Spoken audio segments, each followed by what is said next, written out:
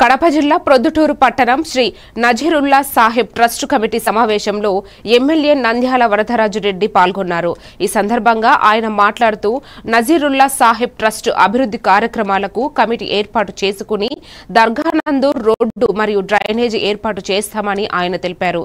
ఈ కార్యక్రమానికి మాజీ మున్సిపల్ చైర్మన్, ముక్తియా ముస్లిం పెద్దలు, మత పెద్దలు, ముస్లిం నాయకులు తదితరులు పాల్గొన్నారు.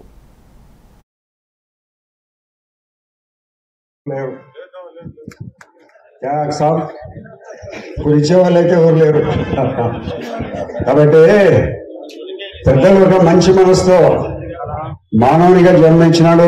ఈ దేశంలోకి ప్రపంచంలోకి వచ్చినాం, మళ్ళీ మనం పైకి పోతాంటాం. కాబట్టి వచ్చిన జన్మకు సార్థకత చేసుకొని మనము చనిపోవాలనే ఒక మంచి సంకల్పము 44లో ఆయన అంటే ఇప్పటికి దాదాపు 100 సంవత్సరాలు 140 సంవత్సరాల కిందట ఆయన అటువంటి ఆలోచనతో పొద్దుటూరు ప్రజల భవిష్యత్తు కోసం అది ఉపయోగపడాలని తన సొంత ఆస్తిని కొడుకులకు బిడ్డలకు ఎవరికి రాయించాల. ప్రజానికానికి ఇక్కడ మఠం జరగాల, పొద్దుటూరులో ఉండబోయిన ప్రజలకు ఇది నిరంతరం అందుబాటులో ఉండాలనే ఒక మంచి ఉద్దేశంతో రాయించాడు. మనం కొడుకులను బిడ్డలను కాదని ఎవరు రాయించలేము.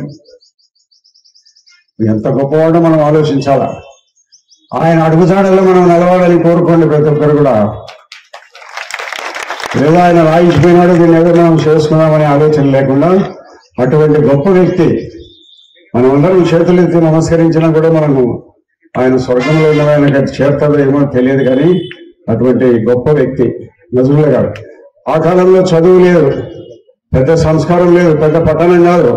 అప్పుడు ఇంకా వ్యాపార కేంద్రంగా కొద్దిపాటిగా ఉండబడినప్పటికీ కూడా తన బిడ్డలకు కొడుకులకు ఇది ఇవ్వాలనుకుని ఏమాత్రం ఆలోచన లేకుండా ఇది ఒక ట్రస్టుగా నజరుల్లా ట్రస్టుగానే శాశ్వతంగా నడవాలని కోరుకునే ఆ పెద్దలు ఎక్కడున్నారో ఆయన మనం చేతులెత్తి నమస్కరించాలి.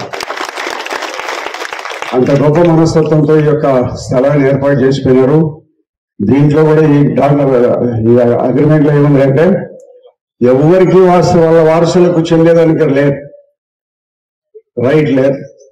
ఎన్ని రోజులు ఉన్న వాళ్ళు ఇక్కడ ఉండి దాన్ని చేసుకొని దానిని ఇక్కడ దాన్ని మఠాన్ని మసీదును నడుపుకుంటూ చేయాలని చెప్పినాడు. కానీ దీంట్లో వచ్చిన ఏ ఒక్క రాగి పైసాను కూడా వాళ్ళు ఎవరు తినాలని అనుకోవడం లేదు. వాళ్ళు నాకైతే తెలియదు, మళ్ళీ వాళ్ళు ఇవి రాయించిన వాళ్ళలో ఎవరైనా బతుకున్నారో లేదో అయితే నాకు తెలియదు, అలా లేరు. కానీ వాళ్ళు కూడా వాళ్ళ తండ్రి తర్వాత దీన్ని ఏదైనా అమ్మాలని పరాధీనం చేయాలనే ఆలోచన పెద్దగా లేదు. ఒకరిద్దరికి ఆలోచన వచ్చినప్పటికీ కూడా ఈ అప్పుడు ఉండబడిన ముక్తార్ గారు